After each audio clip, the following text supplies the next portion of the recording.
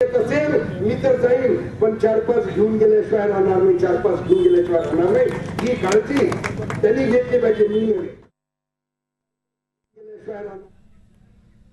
ನಿನ್ನೆ ನಡೆದ ನಿರ್ಮಾಪಕರ ಸಂಘದ ಸಭೆಯಲ್ಲಿ ಡಬ್ಬಿಂಗ್ ಪರ ನಿಲುವು ತಾಳಲು ನಿರ್ಧರಿಸಲಾಗಿದೆ. ಈ ಬಗ್ಗೆ ಮಾತನಾಡಿದ ನಿರ್ಮಾಪಕ ರಾಜೇಂದ್ರ ಸಿಂಗ್ ಬಾಬು, ಡಬ್ಬಿಂಗ್ ಸ್ವೀಕರಿಸುವುದು ತಿರಸ್ಕರಿಸುವುದು ಜನರಿಗೆ ಬಿಟ್ಟ ವಿಚಾರ ಎಂದು ತಿಳಿಸಿದರು. ನಾನು 10 ಕೋಟಿ ರೂಪಾಯಿ ಕಳೆದುಕೊಂಡು ಬೀದಿಗೆ ಬಂದಿದ್ದೇನೆ, ಯಾರೂ ನಮ್ಮ ಸಹಾಯಕ್ಕೆ ಬಂದಿಲ್ಲ. ಇದೊಂದು ವ್ಯಾಪಾರ ಅಷ್ಟೇ, ಇಲ್ಲಿ ಎಲ್ಲರಿಗೂ ಅವರ ಸ್ವಾರ್ಥವೇ ಮುಖ್ಯ ಎಂದು ಆಕ್ರೋಶ ವ್ಯಕ್ತಪಡಿಸಿದ್ದಾರೆ. ತಾವು ಡಬ್ಬಿಂಗ್ ಬೆಂಬಲಿಸುವುದಾಗಿ ತಿಳಿಸಿದ್ದಾರೆ.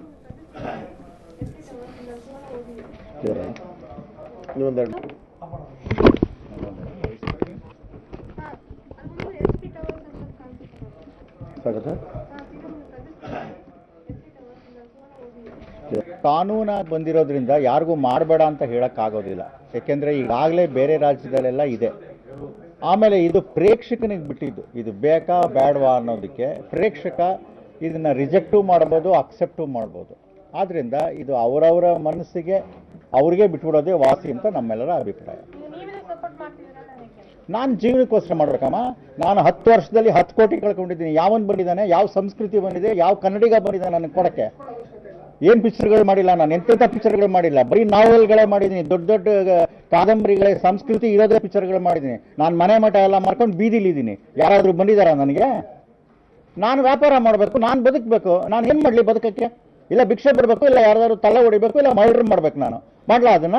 ಅದ್ರ ಬದಲು ಏನು ನನ್ನ ಕೈಗೆ ಸಿಗುತ್ತೆ ಅದು ವ್ಯಾಪಾರ ಮಾಡ್ತೀನಿ. ನಾನು ವ್ಯಾಪಾರ ಮಾಡ್ತಿರೋದು ಏನು ದುಡ್ಡು ಹಾಕ್ತೀನಿ, ಇದು ಮಾಡ್ತೀನಿ. ಸಂಸ್ಕೃತಿ ಕನ್ನಡ ಎಲ್ಲ ಆಮೇಲಿಂದ ನನಗೆ. ನಾನು ಮಾಡಿದ್ದೀನಿ ಆಲ್ರೆಡಿ 25 ವರ್ಷದಿಂದ 6 ನ್ಯಾಷನಲ್ ಅವಾರ್ಡ್ ತಗೊಂಡಿದ್ದೀನಿ, 18 ಸ್ಟೇಟ್ ಅವಾರ್ಡ್ ತಗೊಂಡಿದ್ದೀನಿ.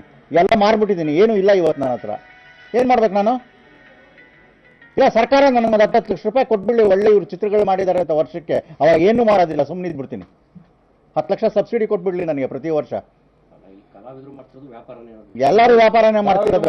ಸುಮ್ಮನೆ ಮುಖವಾಡ ಹಾಕೋತಾರೆ ವ್ಯಾಪಾರ ಇಲ್ಲ ಅದಿಲ್ಲ ಅಂತ. ಎಲ್ಲರೂ ವ್ಯಾಪಾರನೇ. ಎಲ್ಲಿ ಯಾರಾದ್ರೂ ಒಬ್ಬ ನಿರ್ಮಾಪಕನಿಗೆ ಇವತ್ತು ಸಲ್ಮಾನ್ ಖಾನು ರಾಜಶ್ರೀ ಪ್ರೊಡಕ್ಷನ್ಸ್ ಮುಚ್ಚೋಗಿದೆ ಅಂತೇಳಿ ಅವನು ಫಸ್ಟ್ 2 ಪಿಕ್ಚರ್ ಮಾಡಿದ್ದ